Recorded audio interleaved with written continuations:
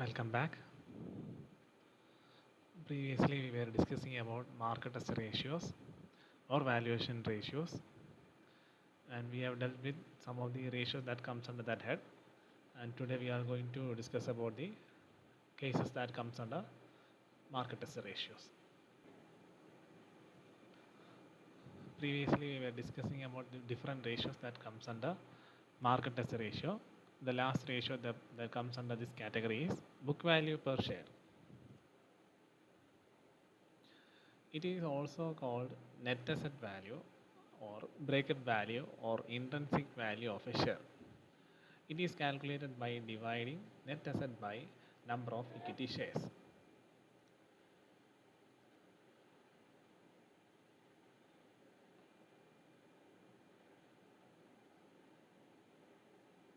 Actually, this ratio is computed to study what is the book value of equity per share effectively indicates a firm's net asset value on per share basis. Here net assets means total assets minus total liabilities. This ratio is computed as a part of comparing the market value of organization's share with its stock market share. So, this method or this ratio is mainly used by stock investors to evaluate a company's stock price.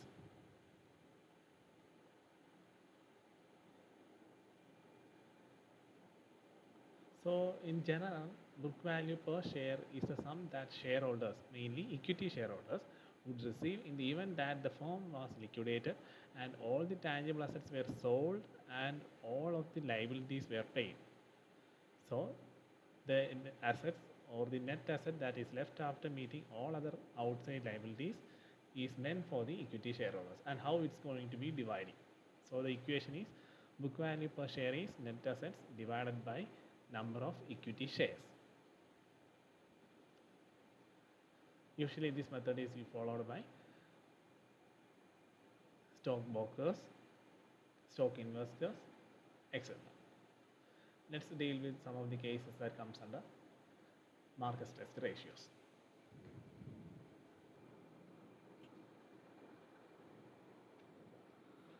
Okay, next case.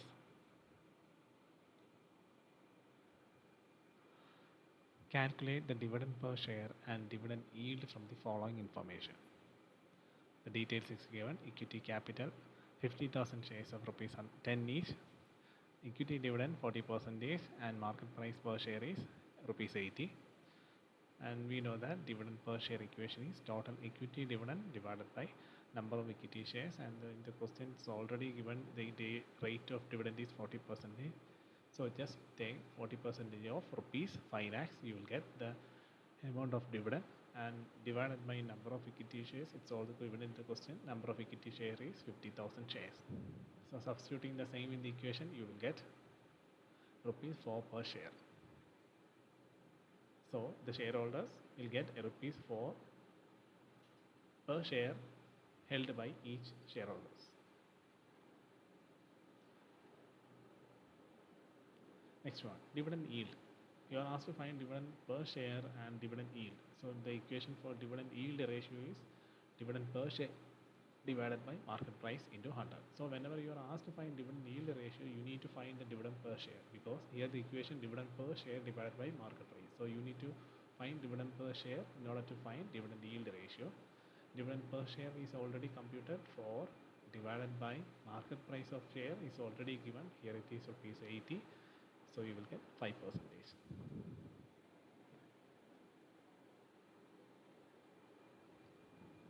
Let's try out some of the other examples. Next case, you are given a question: from the following information relating to a company, calculate equity dividend cover, preference share dividend cover, earning per share, and price earning ratio. And all these four ratios we have dealt under market asset ratio or valuation ratios, and the details is given: 25,000 equity share of rupees 10 each, 8% preference share of rupees 10 each. Remember, whenever you are given a rates, you need to consider that factor. If it is regarding preference shares or equity shares, it will be representing the dividend. If it is relating to any 8% of debentures like that, it will represent interest payable to debenture holders. So remember that. And so in the question they may not specify regarding the information related to dividend payable or paid and interest payable or paid. You need to understand that whenever rate is given, it represents interest or dividend.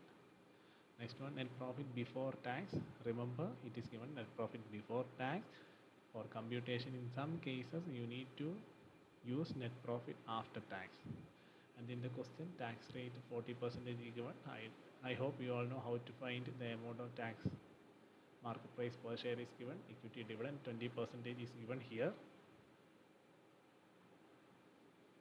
Okay, let's try to find the answer. First one equation is equity dividend cover is net profit after tax minus preference dividend divided by total equity dividend. Try to expand this one. Write as preference dividend, never do like P dividend. It's for the convenience, I am just writing the alphabet along. So while examinations or during examinations, you need to expand all the abbreviations. Unit net profit after tax minus preference dividend divided by total equity cap dividend. And regarding net profit after tax, in the question net profit before tax is given. So net profit after tax and preference dividend is can be computed by net profit minus tax minus preference dividend. Here net profit after tax minus preference dividend means net profit which is left out after deducting tax amount and preference dividend. So it is simple, net profit minus tax minus preference dividend. And in the question, net profit before tax is already given 4 lakh and tax rate is 40% given. And regarding preference dividend, here it is given 8% of rupees 5 lakhs. So you need to take appropriately. So next one, net profit 4 lakh minus tax rate is 40%, 40% on 4 lakhs minus 8% of 5 lakhs preference share capital. Finally, you will get 4 lakhs minus 40% of 4 lakhs, 1,60,000 minus 8% of 5 lakh, you will get 40,000 and the result is 2 lakhs. So you got net profit after tax and after deducting preference dividend, you get 2 lakhs. Next, you need to find total equity dividend. In the question, equity per dividend is given as 20% and equity share capital is rupees 2,50,000. So total equity dividend is 2 lakh into 20%, you will get 40,000. So now you have numerator rupees 2 lakh and denominator rupees 40,000. You just substitute these two amounts in this equation. So equity dividend cover equal 2 lakhs divided by 40,000, you will get 5 times. So you got first part of the question. Next one, you are asked to find preference share dividend cover. The equation for finding preference share dividend cover is net profit after tax divided by total preference share dividend. And we have already found net profit after tax and you need to find total preference share dividend. It is also we have computed in the previous question. So net profit after tax is net profit before tax, which is already given in the question, minus tax.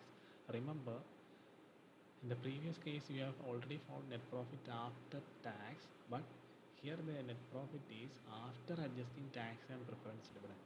For finding out preference share dividend, you need to adjust only tax. So do it wisely. Net profit after tax means net profit before tax minus tax. Net profit is 4 lakhs minus tax is 1,60,000, which we have done previously. So you will get 2,40,000. And regarding total preference share dividend,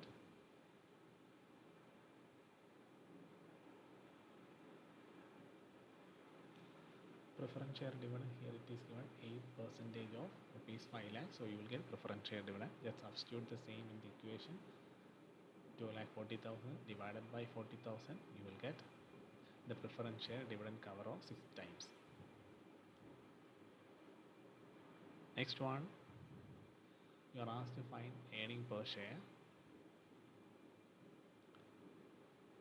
Earning per share is net profit after tax minus preference dividend divided by number of equity shares outstanding. And net profit after tax minus preference dividend is already been computed in the first question. Here it is net profit before tax, so you need to deduct the tax amount as well as preference dividend. You will get net profit after tax minus preference dividend amount, which we have computed in the first case. So the amount is 2 lakhs divided by number of equity shares outstanding. It's in the question already given 25,000 equity share. So substitute the same in the equation, 2 lakhs divided by 25,000. You will get 8 per share. I hope you are following in the cases. Just go through the equations. Next one, finally you are asked to find price earning ratio or PE ratio. The equation for finding price earning ratio is market price per share divided by earning per share. And in the question already the market price share is given rupees 100 and earning per share is already computed just previously. Here the amount is same, so just substitute the two amounts in the equation. Market price is 100 divided by earning per share is 8. You will get 12.5 times. And finally, last but not the least, don't forget to give the interpretation. After each question or after each cases or analysis, you need to give a detailed interpretation regarding your analysis. I hope you understand that part and you know how to do it that wisely. I'm not repeating again and again, so never ever forget to give an interpretation on the basis of analysis. So just to go through the equations, be familiarized with each equation. What are the difference between various items between the equations? Just understand it, familiarize it, just go through it. If you have any doubts, just contact me. That's all for today. We will discuss about further cases in the coming sessions. Thank you.